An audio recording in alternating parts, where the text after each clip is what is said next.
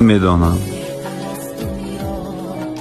تو به این دنیا و این مردم دیگر حرفی نداری جز به حال حالتت اندر سکوت بی خودی ها. ترکشی ولقان دارد لالی در خود فرو رفتن، میدانم شیونی بر خود رسیدن ها. قاب ها بیشکسته ای، از قفس ها رسته خسته ای، من خوب میدانم خسته ای،